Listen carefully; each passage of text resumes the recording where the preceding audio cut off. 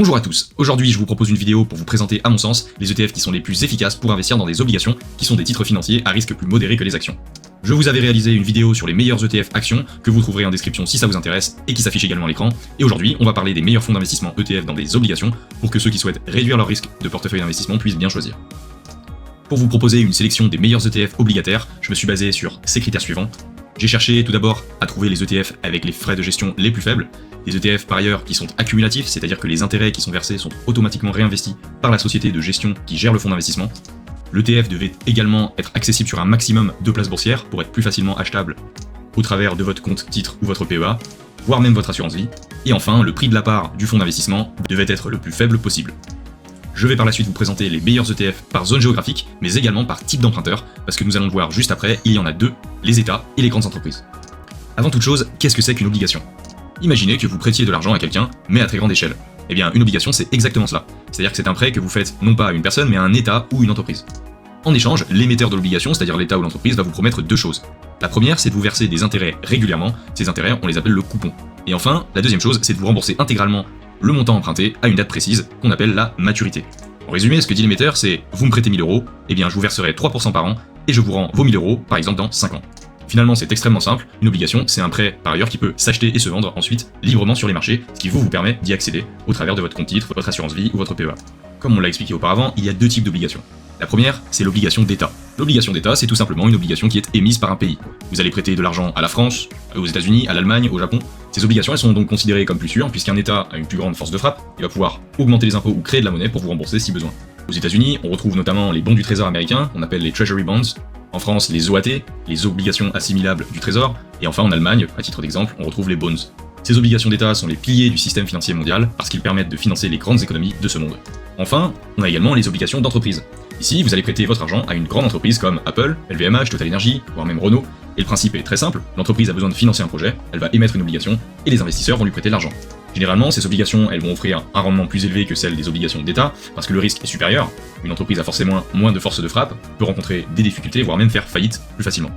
Au sein des obligations d'entreprise, et d'ailleurs c'est une classification qu'on retrouve également sur les obligations d'État, on a deux catégories. Les obligations dites investment grade, c'est-à-dire que c'est une catégorie d'entreprises qui sont solides, avec un risque plus faible et donc un rendement plus bas, et enfin la catégorie high yield, qui englobe les entreprises plus risquées et donc qui offrent un rendement plus haut sur leurs obligations. Pour revenir à notre sujet, maintenant qu'est-ce qu'un fonds obligataire ? Eh bien c'est tout simplement un panier qui va contenir des dizaines, voire des centaines, voire parfois même des milliers d'obligations, comme celles que l'on a définies juste avant. Un ETF, lui, est donc un fonds obligataire qui, plus précisément, est coté en temps réel sur une place boursière. C'est pour cela qu'on l'appelle ETF pour Exchange Traded Fund, qui signifie tout simplement un fonds qui est négocié sur une place d'échange, une place boursière. Et ce, en temps réel, comme n'importe quelle action. Finalement, en ayant accès à ce panier qui contient de multiples obligations, vous n'avez pas besoin de choisir vous-même chaque obligation, vous investissez dans un ensemble diversifié qui est automatiquement géré. Donc ça vous donne une diversification immédiate, un risque plus faible qu'avec une obligation seule et isolée, et aussi une simplicité d'accès. C'est finalement la manière la plus simple et la plus pratique d'investir dans des obligations aujourd'hui. Donc pour résumer, une obligation c'est un prêt fait à un État ou une entreprise, l'obligation d'État étant plus sûre puisque l'on prête à un pays, et l'obligation d'entreprise étant plus risquée mais également plus rentable. Et le fonds obligataire, qui peut être un ETF ou un autre type de fonds, est un panier d'obligations qui offre à la fois diversification et simplicité d'usage et d'accès. Maintenant que l'on a défini ce que sont des obligations et des fonds obligataires, nous pouvons passer au classement des meilleurs ETF obligataires pour investir dans cette classe d'actifs. Pour investir dans des obligations d'État européens avec une échéance de remboursement des obligations de 7 à 10 ans, ce fonds de chez Vanguard dispose du meilleur compromis sur l'ensemble des critères qu'on a définis en début de vidéo. Comme vous le voyez, des frais qui sont extrêmement faibles, une capitalisation des intérêts qui sont versés, la taille du fonds est de 3 milliards, ce qui est largement suffisant pour avoir la liquidité en cas de vente, et la valeur de la part est de seulement 24 €, ce qui le rend investissable tous les mois très facilement. En plus de cela, le fonds est négociable sur une grande variété de bourses de cotation en Europe, ce qui le rend très accessible aussi pour investir. Et vous le verrez, dans la majeure partie des cas des ETF que je vais vous proposer, ils répondent à l'ensemble de ces critères de manière complètement optimisée. Pour investir maintenant dans des obligations européennes d'État avec une échéance de remboursement plus faible, plutôt de 1 à 3 ans, ce fonds de chez iShares, qui est une marque de BlackRock, qui est la plus grosse société de gestion collective au monde de portefeuille, est tout à fait pertinent avec des frais qui sont également ici très faibles, une méthode de distribution des intérêts par capitalisation.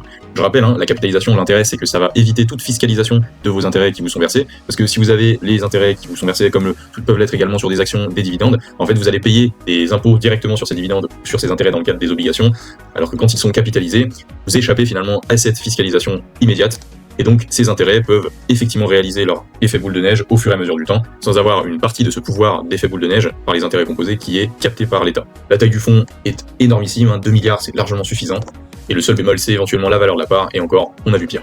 Comme vous venez de le voir, je viens déjà de vous présenter des fonds qui investissent dans des obligations avec des échéances différentes. Un fonds qui investit dans les obligations avec échéance à 7-10 ans, et ici à 1 à 3 ans.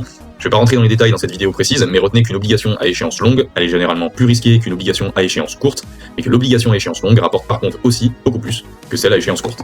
Il peut donc être très intéressant d'investir à tour de rôle dans un ETF investi en obligation longue et ensuite un ETF en obligation courte, par exemple alterner tous les mois, pour pouvoir diversifier votre portefeuille obligataire afin d'obtenir un meilleur rendement ajusté à votre risque. Maintenant, si vous souhaitez également investir dans des obligations d'État de marché émergents, le fonds de chez Vanguard est clairement le meilleur sur le marché, en tout cas en Europe, avec des frais ultra faibles par rapport à ses concurrents sur ce segment.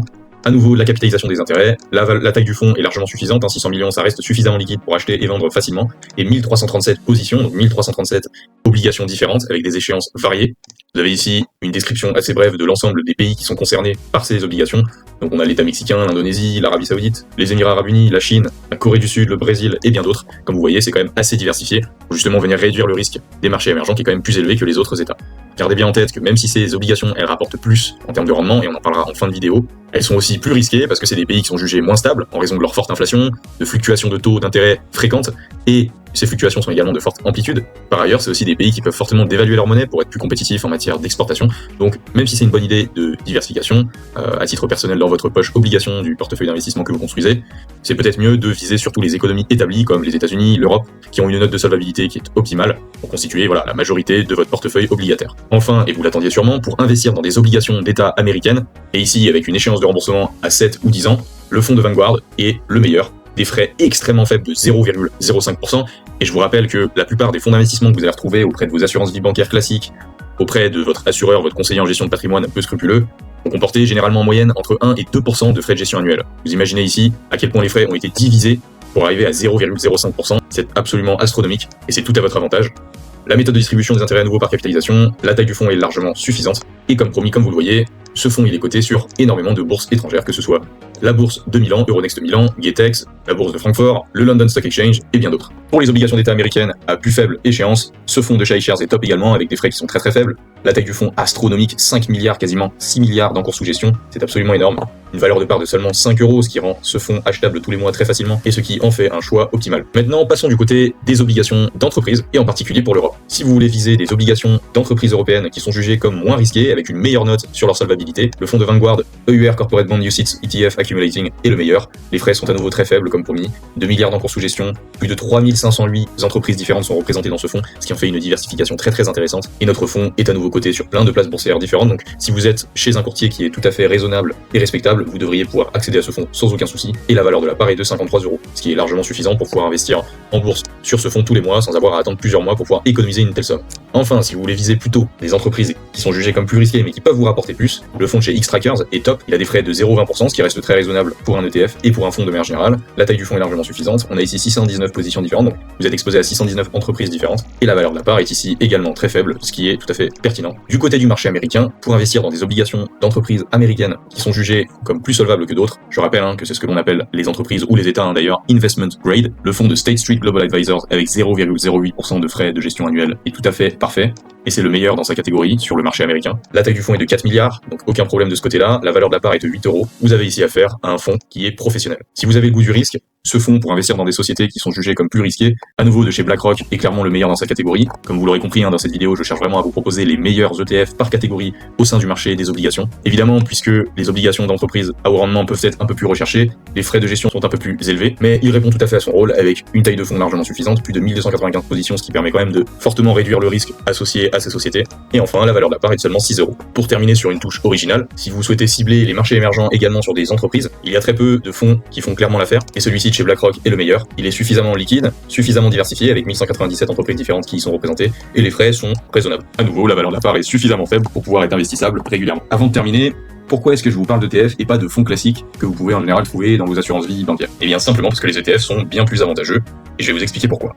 Je vous renvoie à l'étude SPIVA, émise régulièrement par l'agence de notation Standard & Poor's, qui nous montre que dans la majorité des cas, un fonds géré de manière active par une équipe d'investissement, comme la majorité des fonds qui vous sont proposés par votre banquier ou un conseiller en gestion de patrimoine, vont avoir tendance à sous-performer le rendement du marché dans son ensemble. C'est-à-dire un indice boursier comme le S&P 500, qui va regrouper les entreprises américaines, par exemple, qui ont le plus de valeur. A l'inverse, les ETF, eux, sont des fonds gérés de manière passive et vous permettent d'être exposés aux grands gagnants d'une économie tout au long de votre vie, sans avoir à vous soucier de quelle entreprise va faire plus de bénéfices qu'une autre dans les prochaines années, et tout ça d'ailleurs en payant des frais plus faibles. Voilà la raison pour laquelle je ne vous propose que des fonds à gestion passive négociés en bourse, que représentent donc les ETF. Gardez toujours en tête que je ne fais pas de conseil en investissement, je ne fais que vous recommander ce que j'aurais fait si je devais choisir les meilleurs ETF pour mon portefeuille boursier d'obligations. Vous êtes libre de faire vos propres choix d'investissement, et donc cette vidéo vous sert de base solide pour trancher et prendre les meilleures décisions. Rappelez-vous que je n'ai rien à vous vendre, je ne fais en général que vous partager mon point de vue et mes connaissances pour que nous puissions, vous et moi, assurer notre avenir financier et nous sécuriser progressivement. Je vous remercie d'avoir regardé cette vidéo, j'espère qu'elle vous aura apporté de la plus-value.